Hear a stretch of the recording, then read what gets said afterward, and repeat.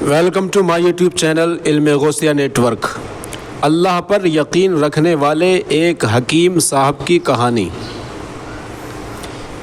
ایک حکیم صاحب ہوا کرتے تھے جو بہت ہی نیک دل اور دیندار تھے، جن کا دواخانہ ایک پرانی عمارت میں تھا۔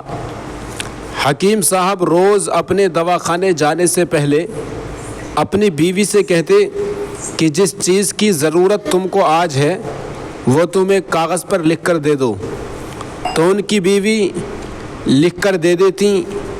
حکیم صاحب اپنی دکان پر جا کر سب سے پہلے اس پرچے کو کھولتے، بیوی نے جو کچھ لکھا ہوتا وہ ان کا حساب لگاتے اور اس کا ٹوٹل کرتے، پھر اللہ سے دعا کرتے کہ یا خدا، میں تیرے حکم کی تعمیل میں تیری عبادت چھوڑ کر یہاں دنیا داری کے چکر میں آ بیٹھا ہوں۔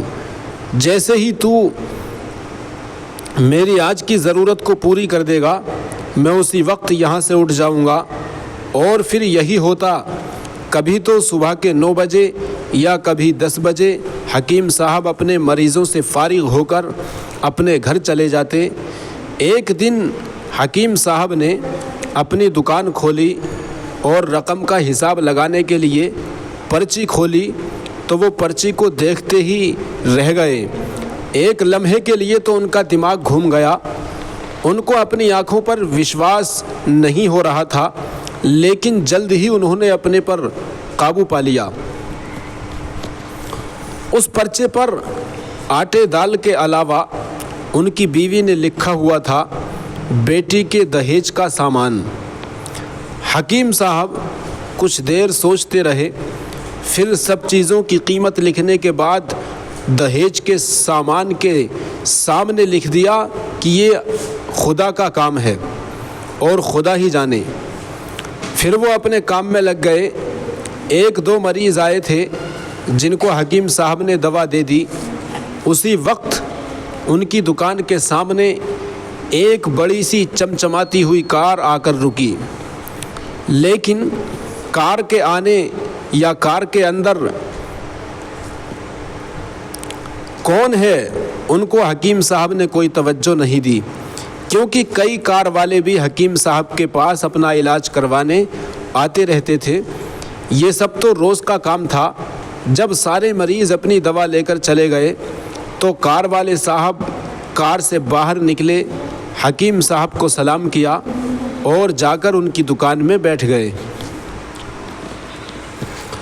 تو حکیم صاحب نے کہا کہ اگر آپ کو کوئی دوا لینی ہے تو یہاں پر اسٹول پر آ کر بیٹھ جائیں تاکہ میں آپ کو چیک کر سکوں، اور اگر آپ کو کسی اور مریض کی دوا لے کر جانی ہے تو آپ اس مریض کی حالت بتا دیں۔ پھر وہ صاحب بولے کہ حکیم صاحب، مجھے لگتا ہے کہ آپ نے مجھے پہچانا نہیں، لیکن آپ بھلا مجھے پہچان بھی کیسے سکتے ہیں، کیونکہ میں آپ سے آج سے 15 سال بعد مل رہا ہوں۔ اپنی پہچان کے لیے میں آپ کو اپنی پرانی ملاقات کے بارے میں بتاتا ہوں۔ جب میں پہلی مرتبہ یہاں پر آیا تھا تو میں یہاں خود نہیں آیا تھا، بلکہ مجھے یہاں خدا نے بھیجا تھا، کیونکہ خدا کو مجھ پر رحم آ گیا تھا اور وہ میرا گھر آباد کرنا چاہتا تھا۔ ہوا کچھ ایسا کہ میں اپنے گاؤں جا رہا تھا، تبھی ہماری گاڑی آپ کی دکان کے سامنے آ کر پنچر ہو گئی۔ ڈرائیور گاڑی کا پہیہ لے کر پنچر لگوانے کے لیے چلا گیا تھا، تبھی آپ نے دیکھا کہ میں گرمی اور دھوپ میں گاڑی کے پاس کھڑا ہوا ہوں۔ پھر آپ میرے پاس آئے اور دکان کی طرف اشارہ کر کے کہا کہ آپ اندر آ کر بیٹھ جائیے۔ تو میں نے آپ کا شکریہ ادا کیا اور کرسی پر آ کر بیٹھ گیا۔ ڈرائیور نے کچھ زیادہ ہی دیر لگا دی تھی۔ ایک چھوٹی سی بچی بھی میرے پاس کھڑی تھی اور بار بار کہہ رہی تھی کہ مجھے بھوک لگ رہی ہے، اور آپ اس سے کہہ رہے تھے کہ بیٹی تھوڑا صبر کرو، ابھی تھوڑی دیر میں چلتے ہیں۔ میں یہ سوچ رہا تھا کہ میں آپ کے پاس اتنی دیر سے بیٹھا ہوں لگتا ہے مجھے آپ سے کوئی دوا خریدنی چاہیے تاکہ آپ میرے بیٹھنے کو زیادہ محسوس نہ کریں۔ میں نے کہا کہ حکیم صاحب، میں انگلینڈ میں رہتا ہوں، وہاں گئے ہوئے مجھے 6 سال ہو چکے ہیں۔ جانے سے پہلے میری شادی ہوئی تھی، لیکن آج تک میری کوئی اولاد نہیں ہے۔ میں نے ہر جگہ علاج کروایا، لیکن اب صرف مایوسی ہے۔ آپ نے کہا کہ میرے بھائی توبہ استغفار پڑھو اور اپنے رب سے مایوس نہ ہو۔ یاد رکھو اس کے خزانے میں کسی چیز کی کمی نہیں۔ اولاد، مال، غم، خوشی، زندگی اور موت سب اسی کے ہاتھ میں ہے۔ کسی ڈاکٹر کے ہاتھ میں شفا نہیں ہوتی اور نہ کسی دوا میں شفا ہوتی ہے۔ اگر شفا ملتی ہے تو وہ خدا کے حکم سے ملتی ہے۔ اولاد دینی ہے تو وہی دینے والا ہے۔ مجھے یاد ہے کہ آپ باتیں بھی کر رہے تھے اور ساتھ ساتھ پڑیا بھی بناتے جا رہے تھے۔ ساری دوائیں آپ نے 2 حصوں میں کر کے انہیں الگ الگ لفافوں میں رکھ دیا۔ پھر آپ نے مجھ سے پوچھا کہ آپ کا نام کیا ہے؟ میں نے کہا میرا نام افضل ہے۔ آپ نے ایک لفافے پر افضل لکھا اور دوسرے لفافے پر بیگم افضل لکھا۔ پھر دونوں لفافے ایک تھیلے میں ڈال کر دوا کھانے کا طریقہ بتایا۔ میں نے بے دلی سے دوائی لے لی، کیونکہ میں تو صرف آپ کو کچھ رقم دینا چاہتا تھا۔ لیکن جب دوا لینے کے بعد میں نے پوچھا کہ کتنے پیسے دینے ہیں تو آپ نے کہا بس ٹھیک ہے۔ تو مجھے کچھ سمجھ میں نہیں آیا، تو میں نے دوبارہ پوچھا تو آپ نے کہا کہ آج کا کھاتا بند ہو گیا۔ تو میں نے کہا کہ مجھے آپ کی بات سمجھ میں نہیں آئی۔ وہیں پر ایک شخص اور موجود تھا، تو اس نے مجھے بتایا کہ کھاتا بند ہونے کا مطلب ہے کہ حکیم صاحب نے آج کے گھریلو خرچے کے لیے جتنی رقم خدا سے مانگی تھی وہ خدا نے انہیں دے دی ہے، زیادہ رقم وہ نہیں لے سکتے۔ میں بہت حیران ہوا اور دل ہی دل میں شرمندہ ہوا کہ میرے کتنے گھٹیا خیالات تھے اور یہ سادہ سا حکیم کتنا عظیم انسان ہے۔ پھر میں نے اپنے گھر جا کر اپنی بیگم کو یہ دوائیں دکھائیں اور اسے ساری بات سمجھائی، تو وہ کہنے لگی کہ وہ کوئی انسان نہیں بلکہ ہمارے لیے تو وہ ایک فرشتہ ہیں۔ مجھے یقین ہے کہ ان کی دی ہوئی دوا ہمارے لیے فائدہ مند ثابت ہوگی۔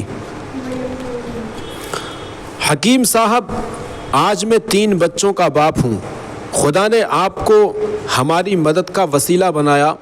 ہم ہمیشہ آپ کے لیے دعا کرتے ہیں۔ جب بھی میں اپنے گاؤں چھٹی پر آتا تو ہر بار میں آپ کی دکان پر آیا، لیکن مجھے ہمیشہ آپ کی دکان بند ہی ملی۔ میں کل دوپہر کو بھی آیا تھا، لیکن آپ کی دکان کل بھی بند تھی۔ وہیں ایک آدمی کھڑا تھا، اس نے کہا کہ اگر آپ کو حکیم صاحب سے ملنا ہے تو آپ صبح 9 بجے آ جائیں، ورنہ ان سے ملنا مشکل ہے۔ اس لیے میں آج آپ سے ملنے صبح آیا ہوں۔ جب 15 سال پہلے میں نے آپ کی دکان میں آپ کی چھوٹی بیٹی دیکھی تو میں نے بتایا تھا کہ اسے دیکھ کر مجھے میری بھانجی یاد آ رہی ہے۔ میری بھانجی کی شادی اس مہینے میں ہی اسی مہینے میں ہونی تھی۔ اس کی شادی کا سارا خرچ میں نے اپنے ذمے لے لیا تھا۔ میں نے اسے پیسے بھجوائے تھے کہ وہ اپنی مرضی کی چیزیں خرید لے۔ اسے بخار تھا، لیکن اس نے کسی کو نہیں بتایا۔ وہ بخار کی دوائیاں کھاتی رہی اور گھومتی رہی۔ پھر ایک دن وہ بازار میں بے ہوش ہو کر گر گئی۔ اسپتال لے جانے کے بعد پتہ چلا کہ اسے بہت تیز بخار ہے اور وہ بے ہوشی کی حالت میں ہی دنیا سے چلی گئی۔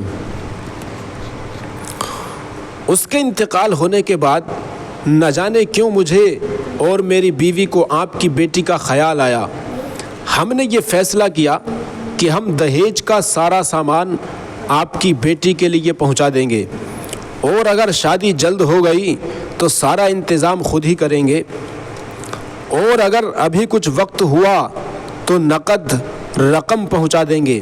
میری آپ سے گزارش ہے کہ آپ ان سب کے لیے مجھے منع نہیں کریں گے۔ یہ سن کر حکیم صاحب حیران اور پریشان تھے، اور پھر بولے افضل صاحب، آپ جو کچھ کہہ رہے ہیں مجھے تو یقین نہیں ہو رہا۔ میں نے آج صبح بیوی کے ہاتھ سے لکھی ہوئی پرچی دیکھی تو گھر کے کھانے پینے کے سامان کے ساتھ بیٹی کے دہیج کا سامان لانے کو بھی لکھا ہوا تھا، اور آپ خود دیکھ لیں کہ پرچی پر کیا لکھا ہوا ہے۔ یہ کہہ کر حکیم صاحب نے پرچی افضل صاحب کو تھما دی۔ افضل صاحب نے جب پرچی دیکھی تو وہ دیکھ کر حیران ہو گئے۔ اس پر لکھا تھا کہ یہ خدا کا کام ہے، خدا ہی جانے۔ حکیم صاحب نے کہا کہ افضل صاحب، یقین مانیے جو بھی میری بیوی نے پرچی میں لکھا ہو، آج تک ایسا نہیں ہوا کہ ان سب چیزوں کو لانے کا بندوبست نہیں ہوا ہو۔ آپ کی بھانجی کی وفات کا مجھے بہت افسوس ہے، لیکن میں اس پاک رب کی قدرت پر حیران ہوں کہ جو ہمیں کیا کیا معجزے دکھاتا ہے۔ اس طرح حکیم صاحب کی بیٹی کے دہیج کے سامان کا انتظام ہوتا ہے، اور بڑی دھوم دھام سے ان کی بیٹی کی شادی ہو جاتی ہے۔ سبق دوستو، اس کہانی سے، اس اسٹوری سے، اس واقعے سے ہمیں سبق کیا ملتا ہے؟ اس میں ہمارے لیے بہت بڑا سبق پوشیدہ ہے۔ دوستو، یہ کہانی تو یہیں پر ختم ہو جاتی ہے، مگر اس میں ہمارے لیے سبق یہ ہے کہ اللہ ہی پر بھروسہ کرنا چاہیے، اور اللہ سے کبھی نا امید نہیں ہونا چاہیے، کیونکہ اللہ فرماتا ہے کہ مایوسی گناہ ہے، تم مجھ پر یقین کر کے تو دیکھو، میں تمہاری ہر خواہش کو پورا فرما دوں گا۔ واقعہ پسند آئے تو اپنے اس چینل کو لائک کریں، سبسکرائب کریں، اور ویڈیو کو شیئر کریں، اور بیل کا بٹن ضرور دبا دیں تاکہ ہماری دوسری ویڈیو آپ کے پاس وقت پر پہنچ سکیں۔ السلام علیکم ورحمۃ اللہ وبرکاتہ۔ اللہ ہم سب کو شاد و آباد رکھے اور دین پر چلنے کی توفیق عطا فرمائے، آمین۔ السلام علیکم ورحمۃ اللہ وبرکاتہ۔